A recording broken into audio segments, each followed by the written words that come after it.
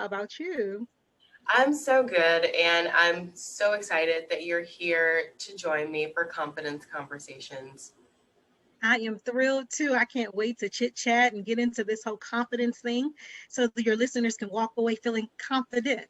Yes, absolutely. So, you are a powerhouse of a woman. You are grounded in faith, and you're also the founder of 1522, um, Proverbs 1522. Sorry about that. Personal Growth Coaching. I want to know how you got the name of your business and what that passage, what that scripture means to Yeah, you. yeah. Yeah. I'm so glad you asked that because I was on a trip getting ready to go speak at a conference. And to be honest with you, I had a bit of a confidence crushing event taking place in that space.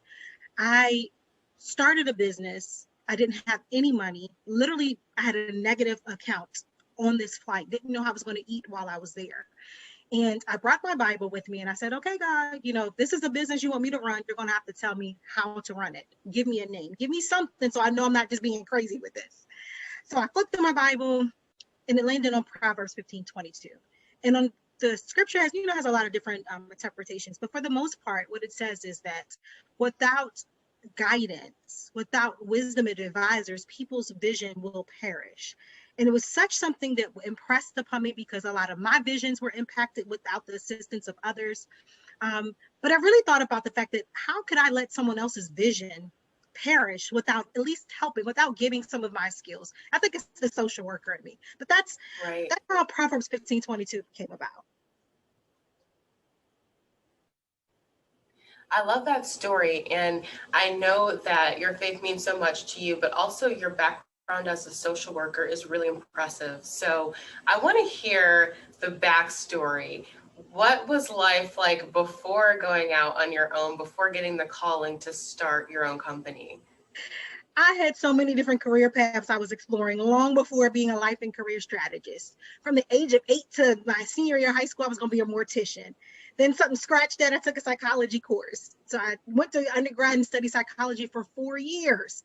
And when you know it again, in my senior year, I took a different type of course in social work and realized that I really could impact human behavior when I understood it, when I understood the traumas that people experience, when I understood, had empathy for those who have had a different background than I did. So studied social work, got my master's degree.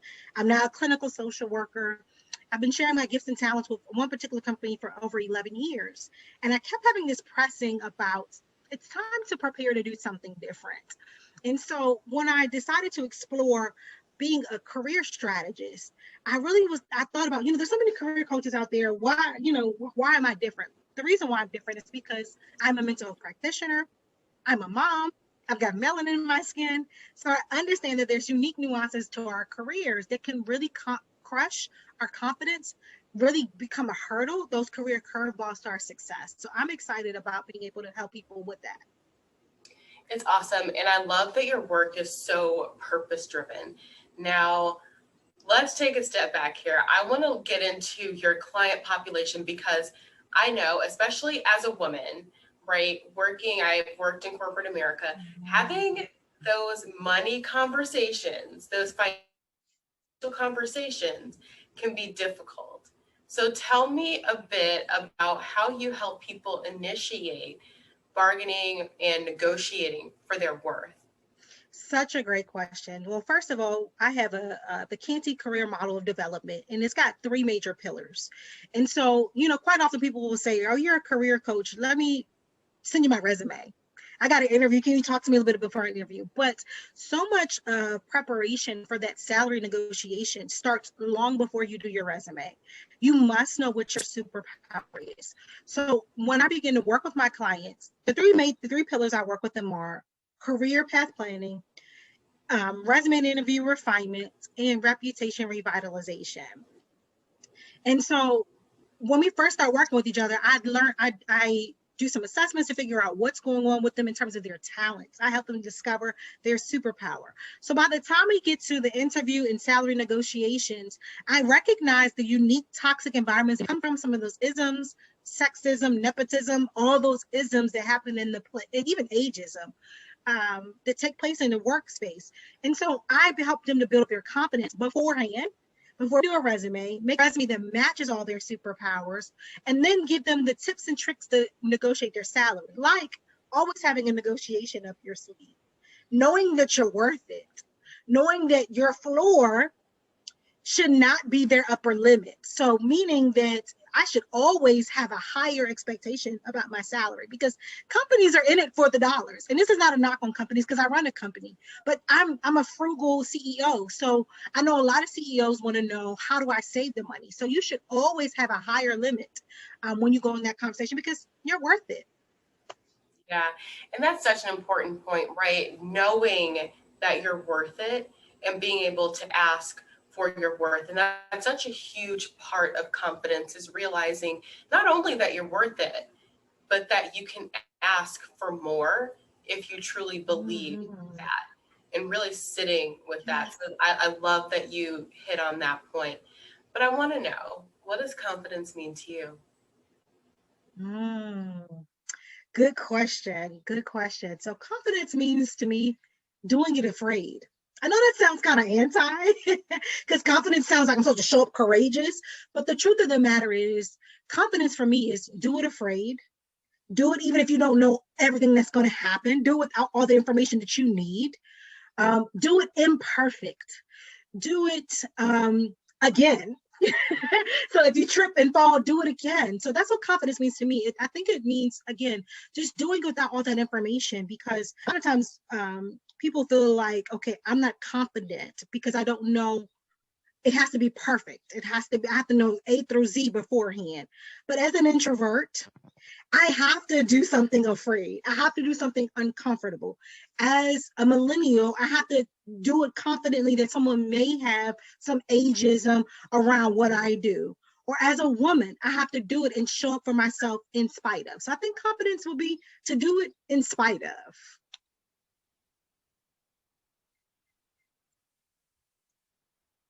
Yeah, I could not agree more. And I think that, just taking a step back, right? It's so easy to go out there and do something that we know for sure. It's easy to do something that we've done a million times, but now you're asking me to go and navigate this new arena. That's scary. And it takes a whole new level, a new tier of confidence to do something, like you said, when you're afraid, when you don't have the experience, when it is the first time. And one example I can give in my own life, that wasn't that I was afraid. I'm a behind the scenes kind of girl, right? I can go and give talks about business, and I've said this a million times for the listeners, but I'll give talks about business until I'm blue in the face. But when I got the calling to work on CCD, Cultivating Confidence Daily, and to do this podcast, I'm like, are you kidding? This is not what I do. This is not what I talk about. This is not my lane. I want no parts. I want no parts. And so I'm like, all right, I'll get the ducks in a row. I'll start doing what I have to do. So I begin doing that. And then it's like, oh, and you have to be the face of the brand. And that's when I was like, this is too much. Like, this is a lot. But I think that there's something so special in going beyond what it is that you think that you're capable of, going beyond what you want to do, and stepping into a place of discomfort to really be able to actualize your potential. Like, that's where the growth happens. That's where everything kind of comes to fruition. That's where you learn yourself, your limits, your opportunities for growth. And so being able to step into that space, that's where the magic happens. And it's what tests your confidence. It's what grows your confidence. So I want to hear about how you coach your clients to be more confident, because I know that that's a huge part of demanding what your value is. So one of the things that I do, quite often, other resume writers, you just send your resume, and they'll just send it back to you. That's not how I operate.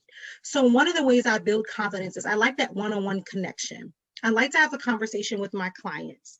And first steps, what I would assess what their goals are, because a lot of times we sell ourselves short. My goal is just not to have to have a long commute, or my goal is they always know what they don't want, and that's the goal, as opposed to figuring out what they want. So I like to expand on the vision of what it is that you want for your career, because once you are able to say, I want this, that takes confidence too. Especially, for instance, I'm a social worker by licensure, right? And quite often social workers say, I'm never gonna be able to make six figures. So they'll never say, I want a career that has six figures, but I make them say it aloud. I want a career with six figures. That's the first thing, to be confident about what it is that you want. And then say, I deserve a salary of six figures or more. So those are the first two steps in terms of supporting them. The other thing is, quite often I've noticed when I'm working with the clients, I hear over and over again them selling themselves short or compartmentalizing their skills. So what I mean by that is, I look at a resume and they'll tell me, they keep telling me I don't have an experience. I say, okay, well, tell me a little bit about this job. And they can tell me, like, they can give me 20 minutes on each job. Oh, I used to do this, I used to do that. And it's nowhere on their resume. It's nowhere on their resume that they've been doing this for 20 years. Even in your 30s, you could have been doing something since you were in high school. And so that needs to show up there. So when I'm building that confidence, I point out, you've been doing this. You're not new to this, you're true to this, you've been doing this since you were in high school. A lot of times, the thing is that people don't realize that we have transferable skills. I know when I was a teenager, I worked in retail, I was a babysitter. And I would do little odd jobs around my neighborhood but isn't it interesting that now I'm a career coach? I'm still supporting people. I was a cashier supporting people in their purchases. I was a learning development and human development when I was a babysitter. So I think that that's the missing piece with a lot of confidence, is that we feel like it's got to be, the only way I can be confident about it is if I got a degree in it, is if I made money off of it, or as if somebody told me hit the like button, they're not going to have confidence about it. But I really want to look at your past career, even your volunteer work. A lot of times people forget that too. Thinking about, now I'm kind of biased because I'm a Girl Scout mom. And I've learned so much in those skills and working with Girl Scouts. Patience like you wouldn't know. It takes some patience to work with the little ones.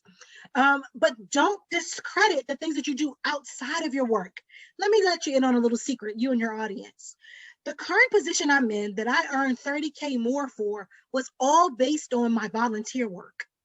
I had never been paid for the work that I was doing, but I went in there and told them, hey, you need me because I've done this outside the work.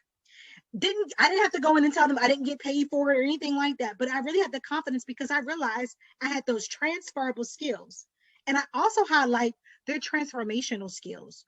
What did you do when you showed up on the job? How are things changed? How did you make the company money? How did you save them money? How did you connect them to opportunities? And you will be surprised how many people don't really think about that. All they think is, I'm going to copy and paste the job description because, that's what I did. Job descriptions cannot capture all your brilliance.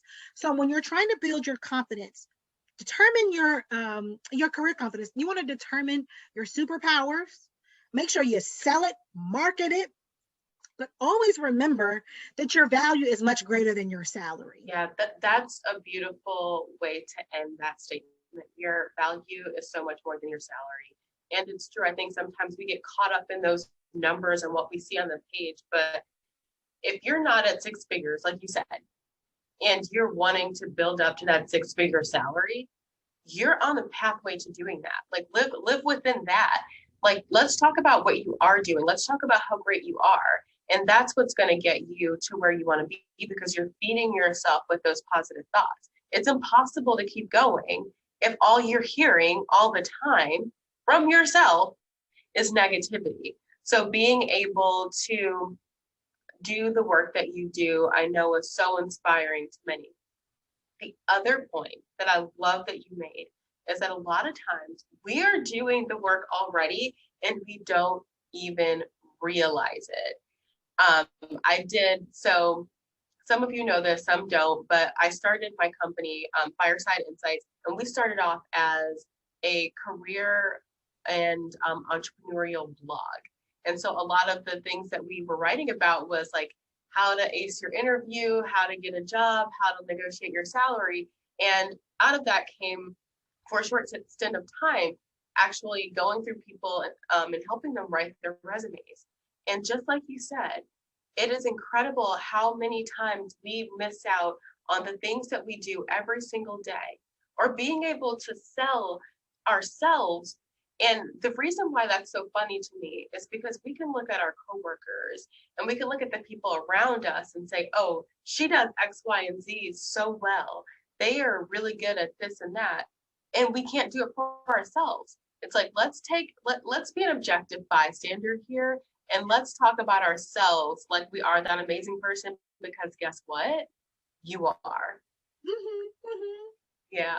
So it's interesting you say that, because I think, I don't think it's your fault that you may not know how to do that, because unfortunately, it's not something that we're taught in school. One, is not really taught in school how to market yourself. Two, the other thing is, as women of color, we are often told to shrink ourselves. So it's easier for us to talk about other people's greatness, because there's so many spaces where we're often told to shrink ourselves. And we really haven't been given the tools to be able to know what our superpower is, to be able to know how we're transforming spaces. And so I was in that same space. That's why I really wanted to create tools for people to recognize their greatness, And so if that is you, if you're struggling, I did a post a while ago, and I was talking about imposter syndrome and sabotage. And some of the things I noted is that if you're the person who could easily list all the things you do wrong, you're on a path for self-sabotage. Yes. If you're the person who can easily list the things you still need to do to be great, you're on a pathway to self-sabotage. Now, the good news is you can flip that around. You can spend some time focusing on how awesome you are now, the things, the career building blocks that you're doing now, and making those powerful connections, like listening to the confidence conversations. That's powerful connections. How are you connecting with the guests? How are you connecting with the actual host? These are the ways that we begin to build our confidence. But again, it's not your fault if that's something that you struggle with, because when were we going to get it?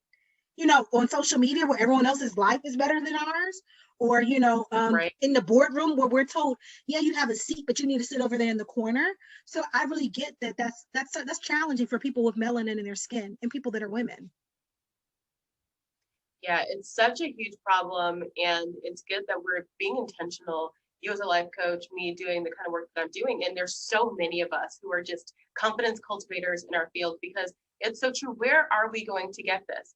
And it's especially the truth when you take a step back and realize a lot of us suffer in silence. We don't realize that other people have these issues, because what you see on social media is the perfect picture of life. It is that perfect snapshot. And so it becomes like this big secret that, oh, I'm struggling in this area, or oh, I need help. But this makes it very real that, like, no, we're all going through the same journey. We're fighting the same fight. The thing is, we're just not all vocal about it, but it's time to stop that trend and talk about these very real issues. You touched on one thing that I find super interesting, and I talk about it all the time: imposter syndrome. So I want you to go into imposter syndrome and how it manifests itself in our lives every day. So the thing is, I think imposter syndrome, if we focus on it as an adult, it's kind of hard to see all the ways that it touches our careers. But honestly, it starts in childhood. It starts when people critique who we are and what we are. And so they become our internal measurement as to what successful is. For example, when I was in elementary school, I was book smart, but not street smart. I was the nerd that got bullied. So that meant right. Now we're CEOs, another story. But anyway, so that was built into me. So I told myself, okay, that means I'm smart, but I don't know how to deal with people. So how can I run a business? That's imposter syndrome. Okay. So when I was a teenager, quite often people made fun of me because my parents wouldn't let me wear the trendiest clothing. They didn't think that was appropriate for a young lady. So then I internalized that, meaning I'm not on trend. I don't know what's happening in the world. So how can I be a career coach and know what's happening in people's careers? Because back when I was a teenager, I was told, you don't know what's happening in the world. As an adult, I was told you're too fat, you're too short. How can you do anything with natural hair? So all of these things, again, began to become my internal measurement. Okay, I can be successful, but I got to lose 15 pounds first. I can't be confident because I have natural hair. So imposter syndrome, again, we have to check those mindset hurdles about where do we get these lessons that we were less than, right? These lies, right? Yeah, the lies. Now, for us, they were lessons, but they were absolute lies. You're absolutely right. They're absolute lies. But if you try to start as an adult, we'll explain it away. It's just that even one more degree. You said, but see, she went to this university. No. It really started long before that, because there's so many of our counterparts that are of a different gender, of a different race, that don't have your experience, but don't deal with imposter syndrome, right? Yeah. So they will show up, and you probably know this too. When people look at the job posting, if a woman of color looks at that, they'll say, I have to match all 10 of those requirements. Mm-hmm. Most men don't worry about that. If they meet one of them, or they'll have the audacity to show up at the interview and say, this is why you need me. Forget that job description, right? So I really think that, and this is, again, I am a mental health practitioner. So whenever I talk to someone, I always wanted to explore what lessons, lies you've been told in your past. And I really think that's what imposter syndrome is. It's all the lessons we learned about why we were less than that show up, and that we rationalize them with some education terms. No, it's just because you were picked on when you were a child. Now you feel like you can't show up in this space. Again, I'm not minimizing the fact that there are a lot of isms, but a great deal of imposter syndrome starts long before we get into our career. It's those lies that we carry with us. Yeah, and I think that it's really beautiful how you kind of put that. They're lessons, but they're things that we have to, and so because they were lessons, they're things that we have to unlearn. And the way that you described it resonates deeply with me. And I can give a personal story just where I'm looking at, like, okay, I need this degree, I have to do this, I have to do that. We come up with reasons, like you said, why we can't be in certain spaces, why we can't occupy certain positions. And I took a step back, and there's always like these little lessons along the way, right? So there was one car ride, and I was like, most of the successful people, like really, really successful people, they didn't even go to college or graduate. So who said that that's a requirement?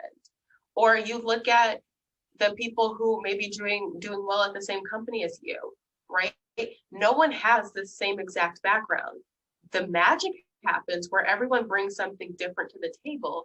And to your point, into the work that you do, you're able to sell that. You're able to be confident enough in your past, your truth, your experience, and your journey to say, this is why I need a seat at the table.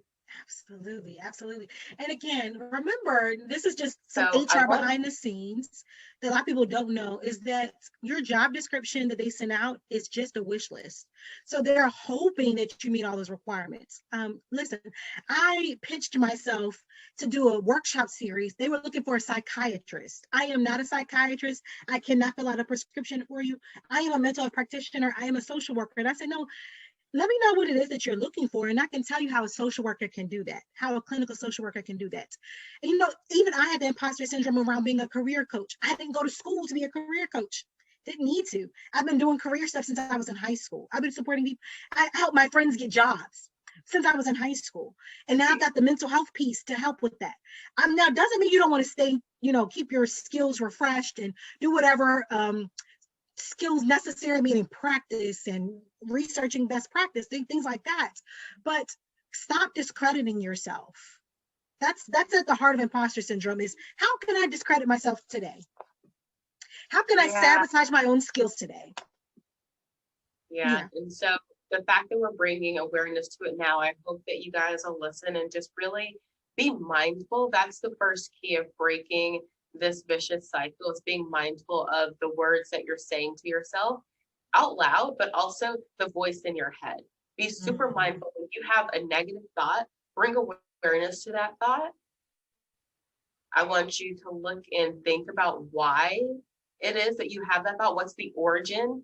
And one way to do this is to ask 5 whys, right? Like anytime you have a negative thought, I'm like, because this is like consulting 101. I want to know why, and go down, that rabbit hole. But when you do that with the lessons or lies that you've been telling yourself, or with the negative things that you're saying, you're able to get to the root cause, and you're able to break that cycle. You're able to uncover that lie and tell yourself a truth instead. You're able to pour into your cup and speak positivity and light into yourself instead.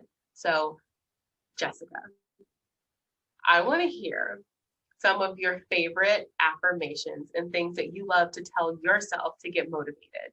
Oh, good stuff. I actually created a whole list of career affirmations because I needed to put them on paper. One of the things, as an introvert, as an incessant planner, I have to be able to tell myself is that I am giving my best. This is the best that I could give in this space. Because again, and I know that I grew up in an area or a time and space where a lot of girls that look like me, a lot of brown girls, a lot of, melanated girls were told that we had to have straight A's. We had to be greater than average because average wasn't going to get you anywhere. And so there are days where I'm like, I'm giving myself a C. And so what I had to tell myself is, in this space, I'm giving my best. Because the truth of the matter is, I've planned things to like everything out. What I'm going to say, what they're going to say, what I'm going to say. And even if it goes the exact way, I'm still critiquing it later. So what was the point of putting all that energy in it if I'm not going to let it go when it's done? So I really have to tell myself, I showed up as my best self. I gave up my talents. I opened myself up for others. And one of the things that I really have to think about in terms of my career, because I've had those dreadful Monday mornings where I hated my job, was that there is a next. There is a better next. Because when we're in the moment, it's like, this is never going to get better. Get another meeting, get another this, get another. There is a next. Yeah. There's absolutely a next. Yeah. And the thing is, the next is going to happen whether we're present for it or not. You can be there and not be present. So how do we be aware, right, in the moment? How do we sit here in our own truth and really acknowledge what's going on? And so I think that the key, like you said, is letting go, being okay with the outcome. And I love that, well, I shouldn't say that I love that you said, but I definitely resonate with being a type A planner type of human being, where I'm looking at the strategy, I'm looking at what's going to happen, I'm planning A, B, C, D, and E. We have like strategy, we have like the backup plan for the backup plan. And at some point, it's important to just realize, like, we can't control everything. Yeah. So let's set our intention. Let's have a plan. Let's understand the possibilities, right? Like we don't want to go into things blind. Like, that's correct, especially with planning for your future or business. But be okay with any outcome, and be okay knowing that whatever happens, you have what it takes to be able to pivot or make purpose out of the moment that occurs. I think that knowing that and having that faith and that confidence is really what is going to help people get through those moments where it's like, I don't know what's going to happen, or I have to be in control of this or that. The other thing that you said. Go ahead. No, go ahead. Self an A or a B or C for the day. It's so funny you mentioned that, because I went to school and we had traffic lights. You had a red, a yellow, or a green day. And we kind of carried that mindset into adulthood, right? And judge ourselves based on, I accomplished all these things. This is a green day. And we don't say it like that to ourselves, right? We don't say I had a green day, but our demeanor changes based on that. Our motivation changes based on that. And it's like, every day that you show up and give your best, give 100%, every day like that is a green day. Absolutely. And the other thing is, again, another lesson that we're not taught. Like, we're quite often taught to monitor the things that are mistakes. We really are not taught how to monitor our progress. So if you're having one of those days where it's like, and I'm still not at the goal, you need to have a memory bank, if you will, of the things that you have accomplished. Because, over and over again with clients, I want people to say, yeah, I did it, but it's slow going, it's slow progress. And I literally would stop the conversation and say, slow progress is progress. slow progress Yes. is progress. And so if you have a memory bank filled of the mistakes that you made, filled and the mistakes, again, I'm doing air quotes, that you made, it's harder to counteract that, right? The human brain, and again, here's my clinician, picks up on the negative. It's easier to hold on to negative. It makes a deeper imprint on our minds. So we have to counteract that with the positive. So I created Work Journal, a place to record how awesome you are, for that reason. That's why the title says a place to record how awesome you are, so that there's a space where I can literally say, look at how amazing I am today. And I can look back over that if I'm having one of those days where I'm struggling to feel amazing. So whether you purchase Work Journal or not, I really encourage you to begin to build up those positive interactions. How many phone calls did you make today? How many emails did you make today? How many times did you close your computer, start the computer, regroup, and do it again? Because those are the small victories we have to have in our careers. It's more than likes and an increase in salary. We've got to have those spaces, because I've seen some miserable people who make six figures. So we really have got to have that bank of the memorable parts of our careers. Because we don't celebrate your career till you're retiring. Like no one really says, "Yay, you!" until you're retiring. Until death, Right. So let's get into it. Let's celebrate that every day. And one of the things that I always say is, if you don't have fun along the way, like we can use the example that you gave earlier of wanting a six-figure salary. If you don't have fun along the way, if you don't enjoy what you're doing along the way and believe that you can do it and take accountability and take track of all the great things that you're doing, once you get there, it's like, oh great, it's not even as what are you going to do with the money? Because I hope that makes all the world of a difference, because it doesn't. It's just a higher tax bracket. It's a higher tax bracket. Better hope you land like right between, because you could be going home with a little less. I've been there. Exactly. Yeah. So tell me about just the passion and drive to do the work that you're doing. Great question. When I first started this business, I thought, oh, this is going to be a great side hustle. I'll do it on the weekends. But I realized the more time I spent with it, the more I was hearing from the members of Cubicle Country, which is what I call my community, the more I realized that people need help. Yeah. Going back to the question about imposter syndrome, and I'm connecting it with this, is that I told myself people already knew what I was talking about. So sit down and be quiet, because, you're not saying anything that's illuminating anybody's mind. People already know what you're talking about. And so when I saw people asking questions and responding and coming to things, I was like, wait a minute, I may be able to do something to help people. And so again, the social worker in me, I'm always thinking about how I can better serve a community. That's the social work piece of that. And then the other thing that really drives me is it's so amazing how people really don't understand that our mental health will impact everything else. Yes, I'm biased because I am a clinician, but I actually took a client all the way through a process. She didn't know what she was going to do with her career. By the time we finished working with each other, she started her own business, started at a job that was better for her, but she still was stuck. And I said, let's just have a moment where we talk about this. And so that really motivates me, because I think that some other career coaches, and this is not, I don't know, too many of them that operate in this way, but some other career coaches are like, here's your resume, get ready for the interview. But my passion is that the person feels whole, is that the person feels confident when they go in for this interview, that they feel confident to come back and say, Jessica, this went well, this didn't go well. So I really have to help others shine. I really feel like that's important, because no matter how many times you change your resume, no matter how many times you update your LinkedIn, if it doesn't match your insides, it's going to show up. It's going to show up when you're nervous on an interview. It's going to show up when you don't want to raise your hand for a project lead and you actually know more than the people in the room. So my passion is really helping people to show up as their best selves, and knowing that I have the capability to do that. I love that. And I think that kind of work is so needed and so necessary. And it's the kind of work that keeps on giving, right? Because once people have that faith, that confidence in themselves, they're able to help bring out the light in others. So it's really beautiful what you're doing. Thank you. It actually got me connected to someone like you doing this beautiful work. So I got to keep doing it. It means I get to have confidence conversations with you. You do.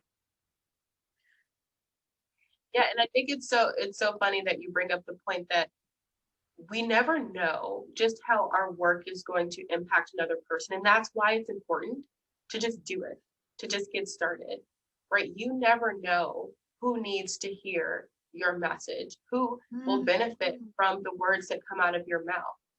And chances are it's way more people than you expect, especially, I can guarantee, if you're speaking from the heart and you're speaking from a place of just generosity and authenticity, it's going to have a lasting impact on someone else. And so for anyone listening, just know that, like, if there's something that you're passionate about, whether it be at work, life, home, whatever, speak up, speak out, and live in your truth. Now, Absolutely.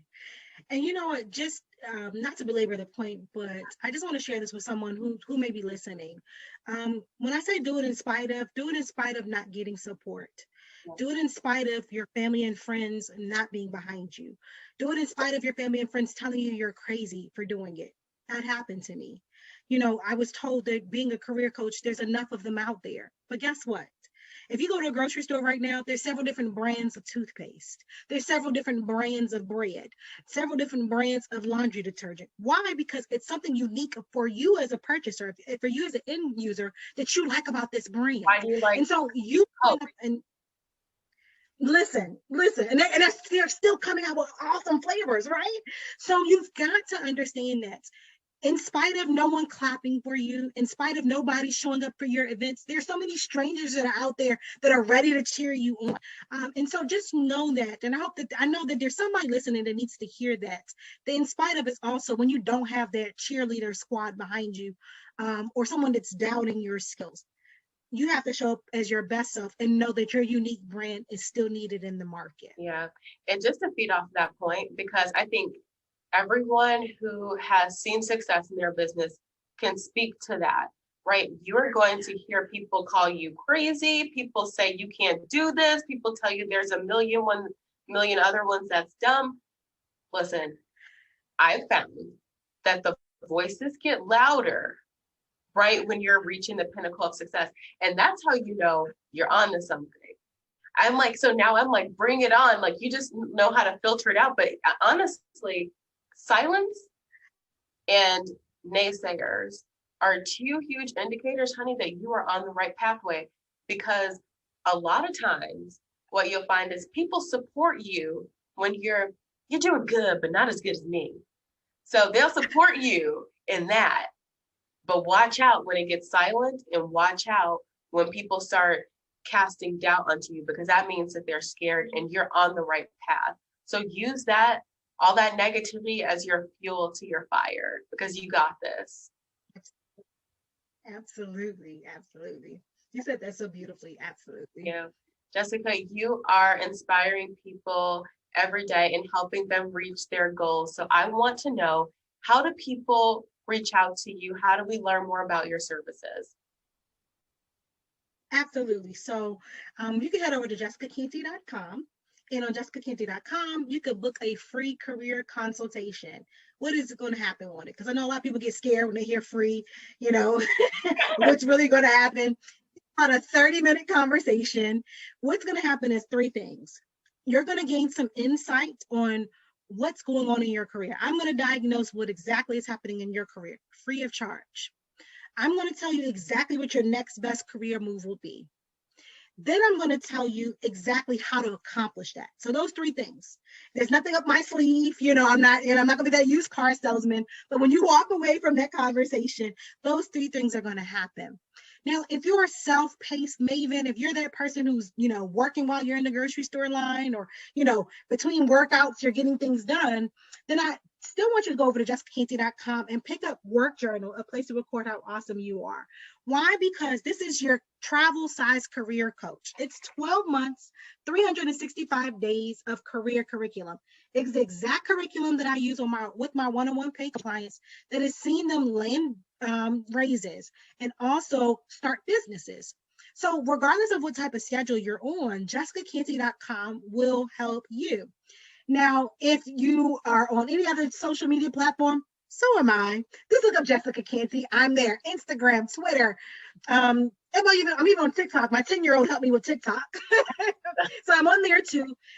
If you want to get to know Work Journal, place to record how awesome you are, head over to my YouTube channel because I've done a whole about 9 episodes on the different elements that are found in here so that you feel confident about your purchase. So no matter where you are in that spectrum of being ready to rock it off into a great career, or you just want to kind of have that receptacle of how great you are, that's how you can connect with me. Most definitely, anywhere you connect on jessicacanty.com, I will make sure that I get back to you.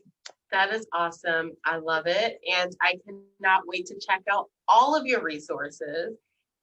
Thank you so much for being here with Confidence Conversations. I've had a blast. Same here. So listen, before we go, I do want to say that because you introduced me to your audience, I want to help build their confidence. If you decide that you want to get Work Journal, place to record how awesome you are, enter code CC2021 and you'll get 50% off just because you listen to this, just because I'm confident in you and I want you to build your confidence. So it's CC2021 and you will get 50% off Work Journal, place to record how awesome you are, which includes the journal, the implementation guides, our career kit, and 5 courses. I'll throw in a bonus course as well. So just for being confident in you, saying no to imposter syndrome, you get the Work Journal, it's the accompanying career kit, which is 14 implementation guides, 5 classes, and 1 bonus accelerator course. Confident in you. That's awesome. Everyone, you don't want to miss that deal. Please head over to jessicacanty.com and pick up your copy today. And do not forget to book your free consultation, 30 minutes with Jessica to diagnose what's going on and get you to where you need to be.